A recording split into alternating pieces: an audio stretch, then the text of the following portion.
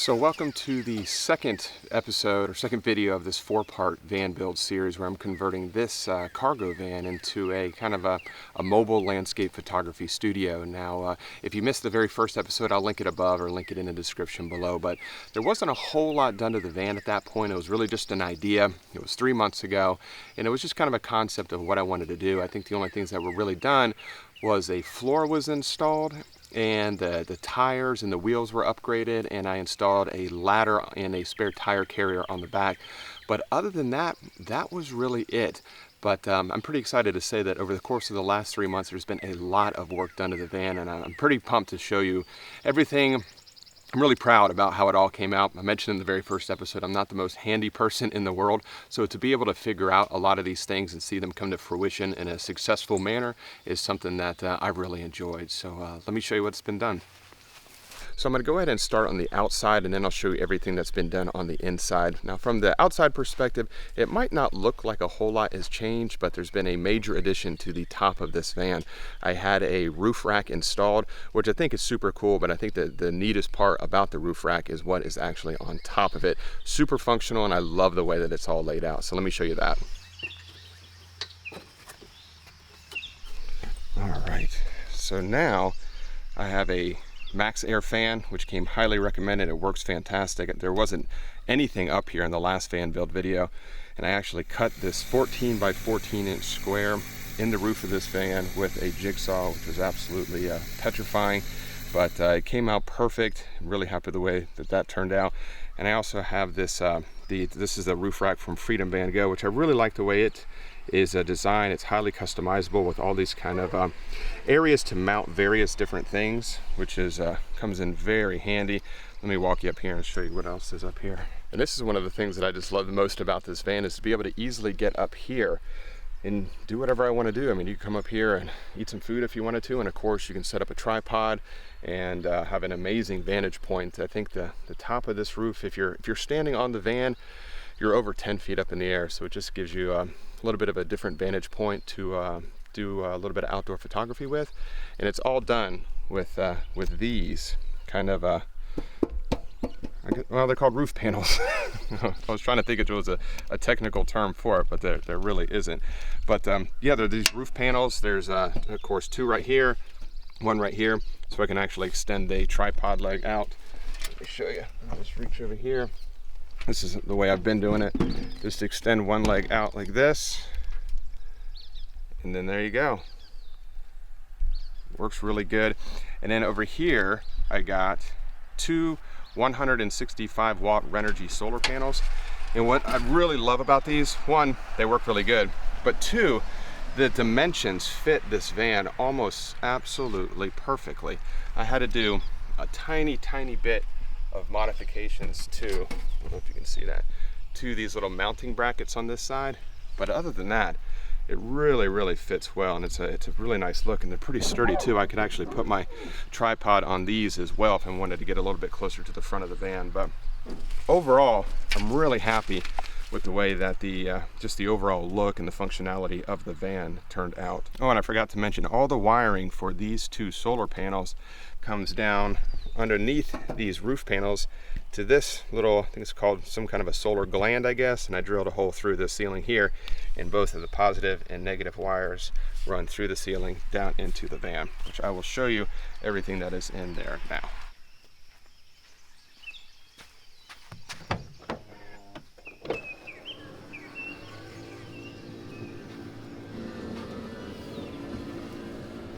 So before I jump right into everything that's going on in the inside, I did forget to mention at the beginning of this video that on March 11th at 8 p.m. Eastern, I am giving a talk or a free webinar in conjunction with Denney Filters all about photographing majestic waterfalls. So if that's something you're interested in, I'll put a link in the description below so you can register for that. And like I mentioned, it's completely free. Now, perhaps one of the biggest additions in the inside of the van, in my opinion, something that I'm super proud of, is the ceiling right up here.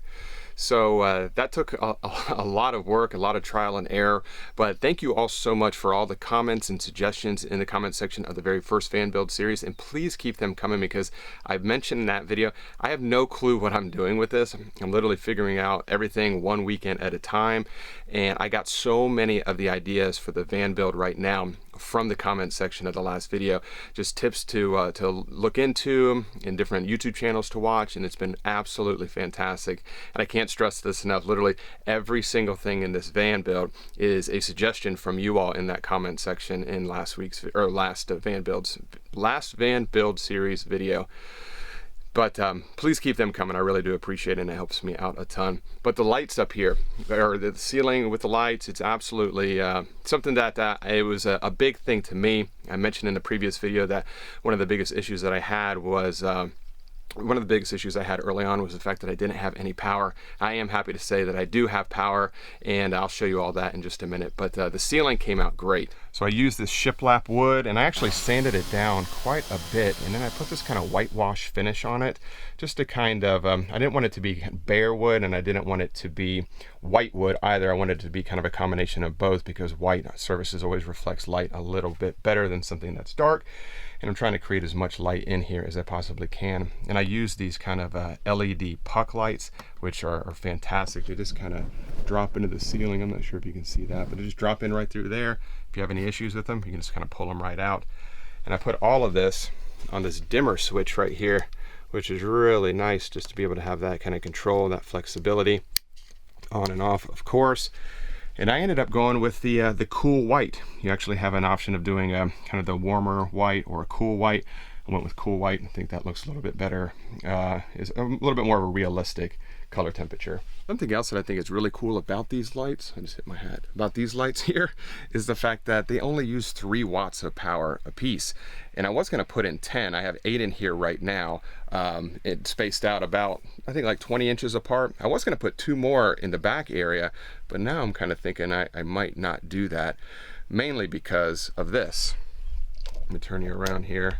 I now have a bed, which I'm very, very excited about. There was nothing here last time. This was just a blank area. I now have a bed. As you can see, I made it all up. I cleaned up everything for you all in this video. I even put a floor mat down here just to kind of make it was a real mess.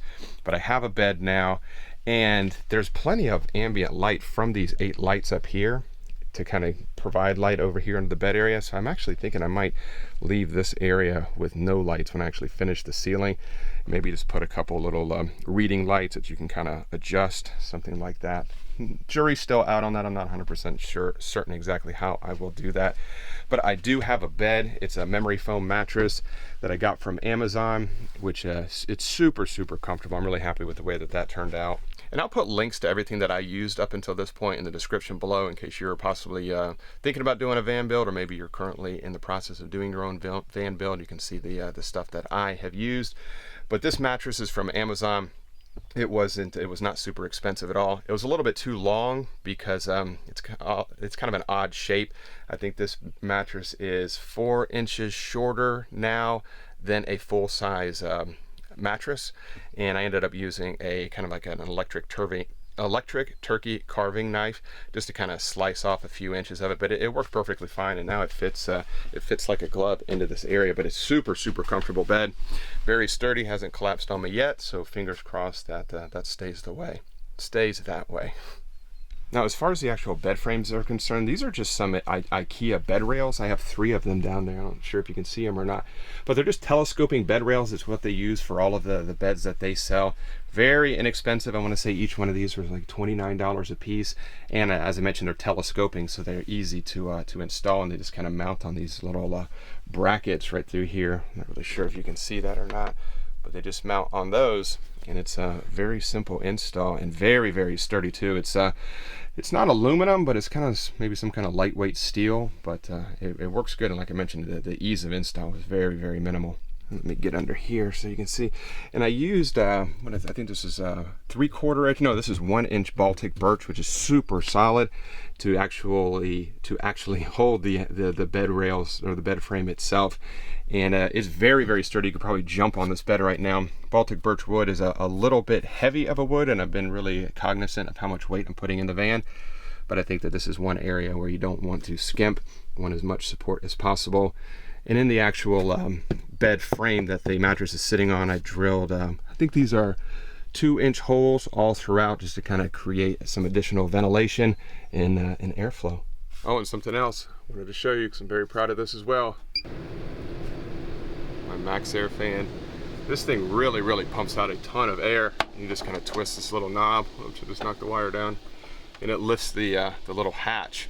And you can, what's cool is it can be raining outside and you can leave this open and leave the fan blowing and keep circulation, and no rain will actually come inside the van, which is always a good thing. But it works great. Super high speed as well. That's full speed right there. So plenty of airflow, intake, and exhaust, so it works great. And as you can see, also all my wiring is still a mess. I literally finished the ceiling and these lights just a couple days ago. I wanted to make sure I had it all ready and complete by the time that I did this video here. And then this was actually already in place in the very first van build episode. I had that chair on a swivel, and I have this Lagoon style desk right there, which is a really nice workstation. And before I show you the actual power plant, I want to, I call it a power plant. It's probably a little dramatic, but I want to show you exactly what my plans are for the rest of the van right through here. So I'm trying to figure out exactly how I want the remaining layout to look in the living space right through here. Let me show you the different options that I'm trying to negotiate between, and maybe you can let me know in the comment section below what you think would be the most functional for what I'm trying to do. So let me turn you around real quick. So right here, which is to the right of the actual bed, I am thinking about putting a cooktop area right there. Oh, sorry, a sink and a cooktop combination. So that's possibly one scenario. Or I could just put a sink right here, and so I can look out, or just a cooktop, and then split it. So maybe the sink on this side and the cooktop on the other side, or maybe the cooktop on this side and the sink on this side. But I ultimately know for a fact that I want to have some type of a sitting area here, because I want to have another option for a workstation as opposed to just that right there. So I want to have some kind of a bench right here, ideally facing maybe outward, so I can get the sunlight from the front windshield, but have like a nice workstation that I can spread everything out a little bit to make working a lot more comfortable.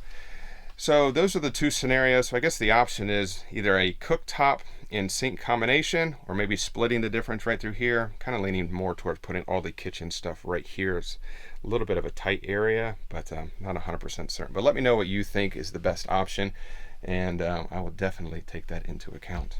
And before I take you back outside and show you the actual the power cabinet that I built, I do want to show you this. I'm not sure if you guys find these kind of things interesting, but I do a lot, mainly because I've never really built anything like this before, and I get pretty excited over the smallest things. But this is the that solar wire I was telling you about. Can you see that up there? That's where it's coming to the ceiling. Comes all the way down here through the bottom of the bed rails right through there, and out to the power station in the back, which I'll take you back there now. Okay, go around to the back here.